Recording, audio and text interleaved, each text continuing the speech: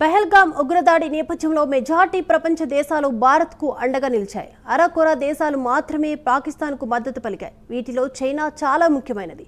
సుంకాల విషయంలో అమెరికాతో చైనా నువ్వా నేనా అనే స్థాయిలో పోరాటం జరుపుతుంది. ఈ నేపథ్యంలో అమెరికాతో సుంకాల సమరానికి ఇటీవల భారత్ సాయాన్ని ఆర్జించింది డ్రాగన్ కంట్రీ. అలాంటి చైనా ప్రస్తుతం పాకిస్తాన్ అనుకూల శిబిరంలో చేరింది. పాకిస్తాన్ను చైనా జై కొట్టడంలో మతలబు ఏమిటి?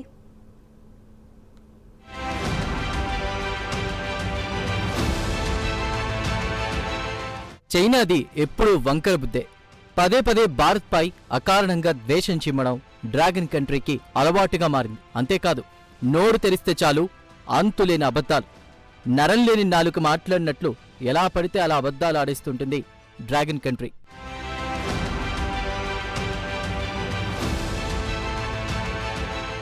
భారత్ చైనా సరిహద్దుల మధ్య చాలా కాలంగా సరిహద్దు వివాదాలు తీవ్రస్థాయిలో కొనసాగుతున్నాయి. ప్రధానంగా అరుణాచల్ ప్రదేశ్ తమ భూభాగమే అంటూ డ్రాగన్ చైనా తొండాటాడుతోంది.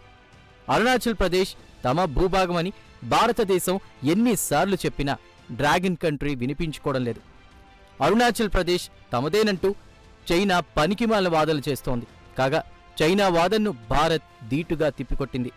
నిరాధార వాదనలను పదే పదే వల్లవేయడం ద్వారా వాస్తవాలు మారిపోవని డ్రాగన్ చైనాకు మరోసారి స్పష్టం చేసింది.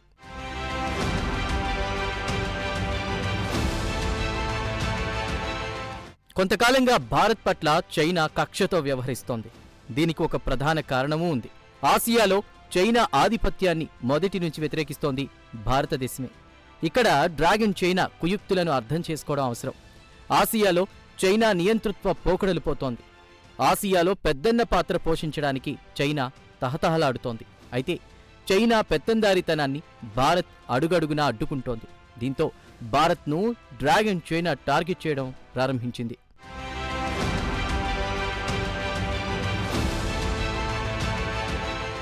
ఆసియాలో తన మాటే చెల్లుబాటు కావాలంటే ముందుగా భారతదేశాన్ని రాజకీయంగా దెబ్బతీయాలని చైనా లక్ష్యంగా పెట్టుకుంది. ఇందులో భాగంగా ఆసియాలోని చిన్న చిన్న దేశాలను నయానో భయానో తమ మాట వినేలా చేసుకుంటోంది డ్రాగన్ చైనా. ఇరుగు పొరుగు దేశాలు తమ ఆదేశాలు వినేటట్లు చేసే విద్యలో చైనా ఆరితేరింది. కొంతకాలం కిందట మాల్దీవులను చైనా బుట్టలో పడేసింది.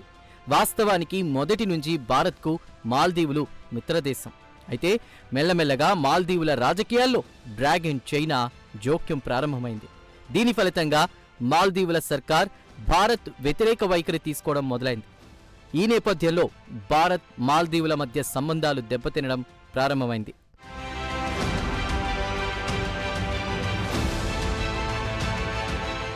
మొదట పాకిస్తాన్తో చైనా ఈ ఆట మొదలెట్టింది. పాకిస్తాన్ ఆర్థికంగా దివాళా తీసేదాకా చైనా సర్కార్ నిద్రపోలేదు.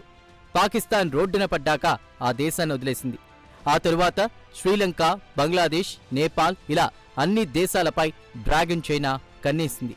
ఆర్థికంగా బలహీనంగా ఉన్న ఈ దేశాలకు భారీ ఎత్తున సొమ్ములిస్తామని ఆశపెట్టి తన శిబిరంలోకి లాక్కునే ప్రయత్నాలు చైనా నిరంతరమూ చేస్తోంది.